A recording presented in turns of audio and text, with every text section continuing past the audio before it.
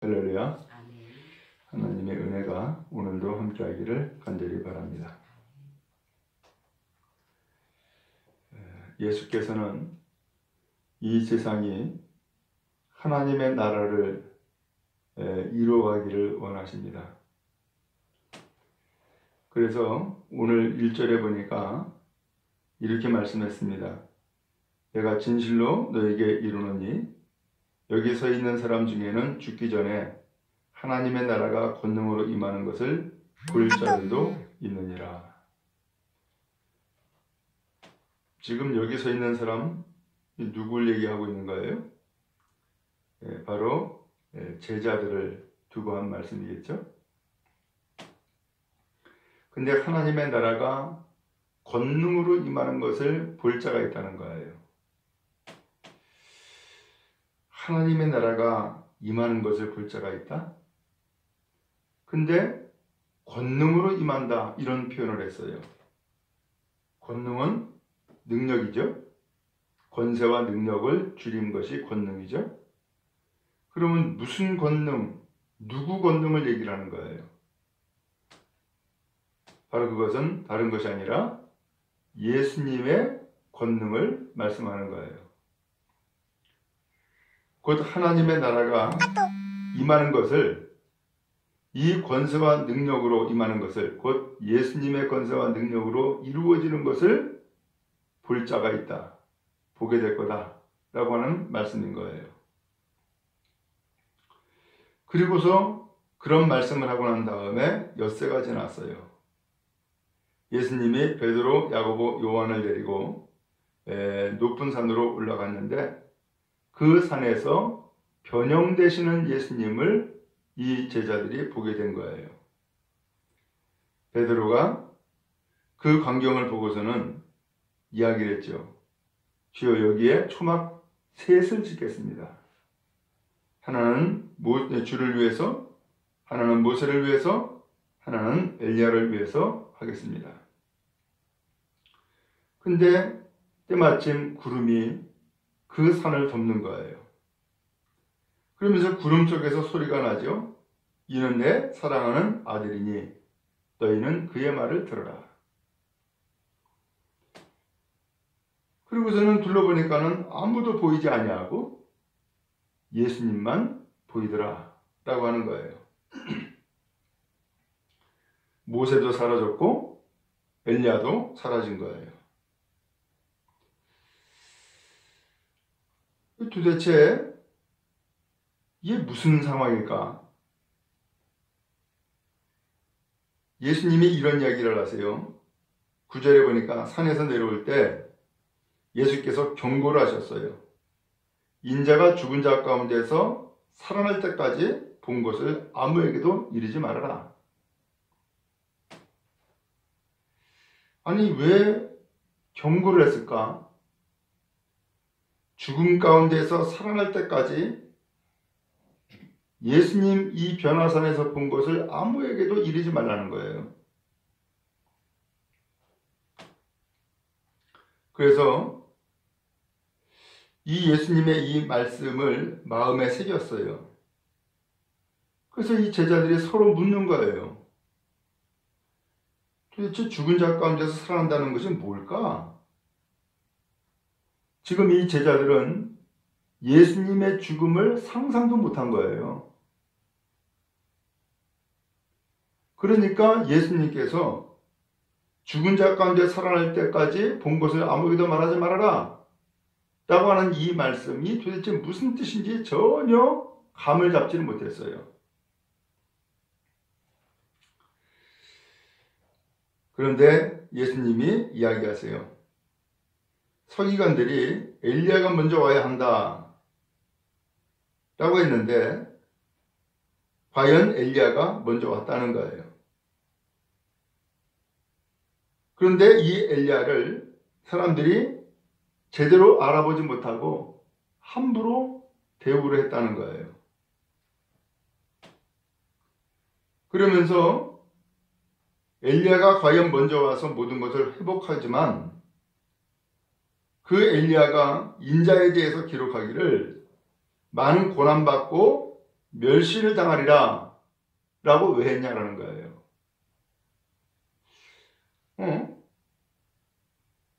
인자, 곧 메시아가 이 세상에 와서 많은 고난받고 멸시를 당하리라 라고 하는 말씀이 기록됐는데 그 엘리야가 한 이야기를 말씀하면서 과연 그 엘리야가 왔지만 사람들은 그 엘리야를 제대로 알지 못하고 함부로 대우했다는 거죠. 자, 도대체 이게 무슨 상황일까? 그런 가운데에 산에서 내려왔는데 제자들이 큰 무리, 곧 서기관들과 논쟁을 하고 있는 거예요. 그래서 내려와 봤는데 무슨 상황이냐? 어떤 사람이 자기 아들이 귀신 들렸다고 귀신을 내쫓아달라고 왔는데 예수님이 안 계신 거예요. 그러니까 제자들에게 귀신을 쫓아달라고 요청을 했는데 귀신이 떠나지 않는 거예요. 그러면서 이 일에 대해서 서기관들과 논쟁이 벌어졌어요. 그런 논쟁을 벌이고 있는 상황을 예수께서 산에서 내려오셔서 본 거예요. 예수님이 이런 상황을 보고서 이런 이야기를 하세요. 19절에 믿음이 없는 세대요. 내가 얼마나 너희와 함께 있으며 얼마나 너희에게 참으리요. 그러면서 믿음이 없다라고 얘기를 하는 거예요. 믿음이 없다고. 그래서 그 사람을 데리고 오라고 하니까 데리고 왔어요. 그랬더니 20절에 귀신이 예수를 보고서 이 아이에게 경련을 일으키는 거예요. 땅에 엎드려졌어요. 그리고 대굴대굴 구르는 거예요. 그러면서 거품을 흘려요. 예수님이 물어보죠. 언제부터 이렇게 됐느냐? 어릴 때부터입니다. 귀신이 들리면 그를 죽이려고 불과 물에도 자주 던집니다. 그러면서 뭘 하실 수 있거든 우리를 불쌍히 여기사 도와주세요 라고 요청을 한 거예요. 예수님이 이어서 이야기하죠. 할 수 있거든이 무슨 말이냐? 믿는 자에게는 능히 하지 못할 일이 없다. 그랬더니 이 아이의 아버지가 소리치죠. 내가 믿습니다. 나의 믿음 없음을 도와주세요. 예수님은 무리들이 모이는 것을 보시고서는 그런 가운데서 귀신을 꾸짖습니다. 말 못하고 못 듣는 귀신아, 내가 너에게 명하노니 그에게서 나오고 다시 들어가지 말라 라고 명령을 하니까 귀신이 소리치면서 아이에게 격려를 일으키고 나간 거예요. 아이는 쭉 뻗어서 죽은 자 같이 됐어요. 사람들은 저 아이 죽었다 라고 했는데 예수님은 그 아이를 손을 잡아 일으키니까 일어선 거예요. 도대체 무슨 일이 생긴 거예요? 이 아이가 귀신이 들려 있는 상황에서는 하나님의 나라가 임하지 않았어요. 왜요? 귀신이 지배하고 있었기 때문에. 그런데 예수를 만나면서부터 귀신은 그에게 경련을 일으키게 했고 예수께서 귀신을 내어 쫓으니까 이 귀신은 쫓겨나가고 예수께서 그 손을 잡아 일으키니까 일어선 거예요. 이 아이에게 무슨 일이 생긴 거예요? 이 아이에게 하나님의 나라가 임한 거예요. 곧 하나님의 나라는 어떻게 임하느냐? 예수님이 말씀하기를 하나님의 나라가 권능으로 임하는 것을 볼 자가 있다 라고 했어요. 권능은 예수 권능이라고 그랬죠. 지금까지 이 아이는 귀신 들림으로써 지옥 생활을 한 거예요. 근데 예수께서 이 귀신을 내어 쫓음으로써 권능으로 이 예수님이 귀신을 내어 쫓음으로써 이 아이에게 귀신은 떠나갔고 바로 하나님의 나라가 임하게 된 거죠. 곧 하나님의 나라는 뭐예요? 하나님이 다스리시는 세상인 거예요.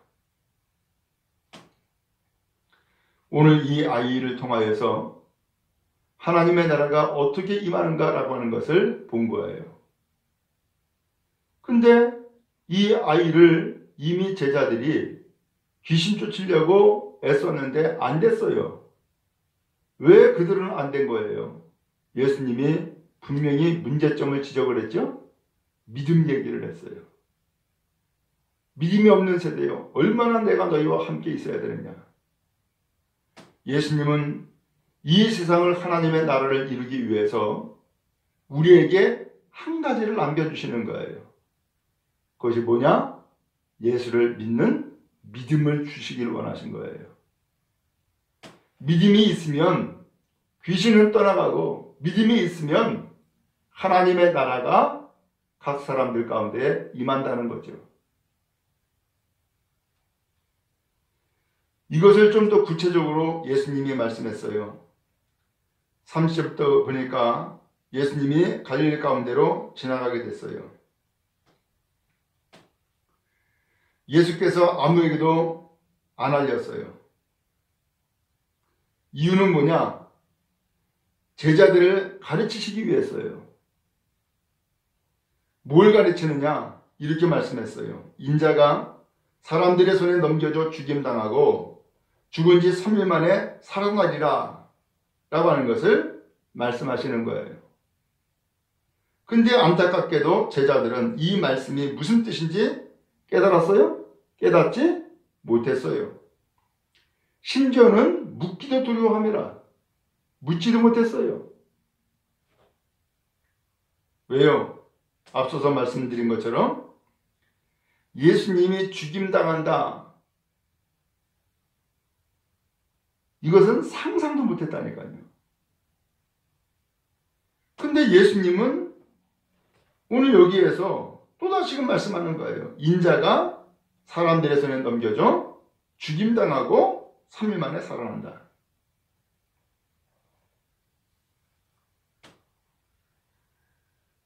오늘 예수님의 이 말씀을 깨닫지도 못하고 묻지도 못하는 이 제자들이 무슨 생각을 하고 있었느냐? 그 다음 33절부터 보니까 서로 쟁론한 거예요. 누가 크냐? 누가 잘났냐? 라고 하는 거예요.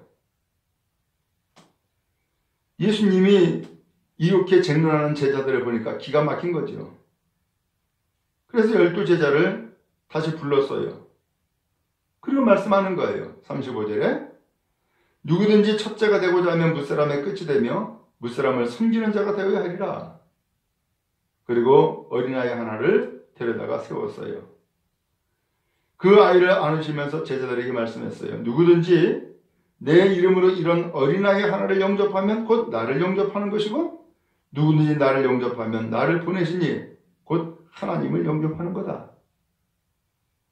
그럼 이 아이는 누구예요? 이 아이는 아직 인격적으로 성숙한 사람이 아니에요. 이 아이는 지극히 연약한 자예요. 이 아이는 그 누군가 돌보지 아니하면 살 수 없는 자예요. 오늘 그런데 이 아이를 세상의 사람들은 인간, 사람으로 취급하지 않았어요. 근데 예수님은 거꾸로 이 아이를 안고 누군지 이 어린아이 하나를 영접하는 것이 곧 나를 영접하는 거다. 곧 지극히 연약한 사람 한 사람을 영접하는 것이 곧 예수 영접하는 거다. 라고 하면서 이 제자들에게 예수의 길, 예수의 정신을 지금 가르치고 계시는 거예요.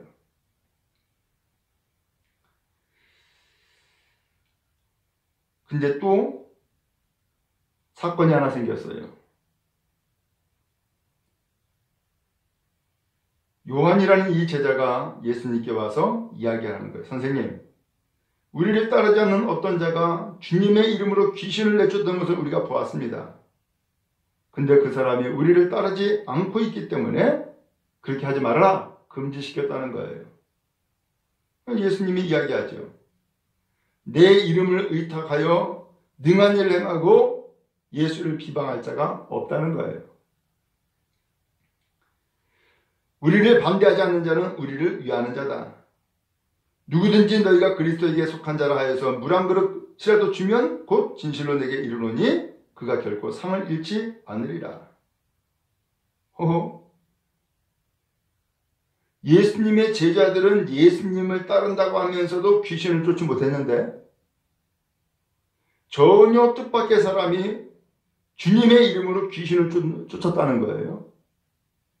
근데 이것을 금지시켰다는 거죠. 예수님은 뭐라 그래요? 금지시키지 말아라.